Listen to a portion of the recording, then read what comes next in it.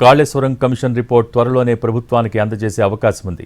Justice PC Ghosh commission పదవీ కాలం రేపటితో ముగియనుంది.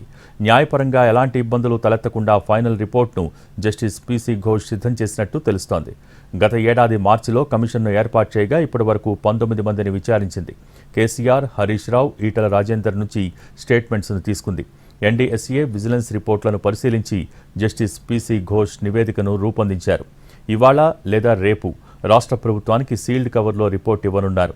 దాదాపు 500 పేజీలతో తుది నివేదిక, 3000 పేజీలతో మొత్తం డాక్యుమెంట్ను సబ్మిట్ చేయనున్నారు.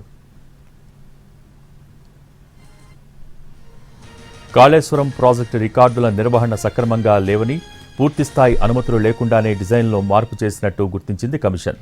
మొదట్లో చెప్పిన డీపీఆర్, ఆ తర్వాత డీపీఆర్లో మార్పులు కనిపించాయి. హైలెవెల్ కమిటీ అనుమతి లేకుండానే బడ్జెట్ రిలీజ్ చేసినట్టు, నిబంధనలకు విరుద్ధంగా అధికారులు నిధులు విడుదల చేసినట్టు గుర్తించింది కాళేశ్వరం కమిషన్. ఐఏఎస్లు, ఇంజనీర్లకు సమన్వయ లోపం ఉన్నట్టు నిర్ధారించింది. ఐఏఎస్ అధికారులు చెప్పిన అంశాలపై ప్రత్యేకంగా నివేదికలో ప్రస్తావించినట్టు తెలుస్తోంది. 3 బ్యారేజీలకు సంబంధించిన ఆర్థికపరమైన అంశాలను వేరువేరుగా పొందుపరిచింది.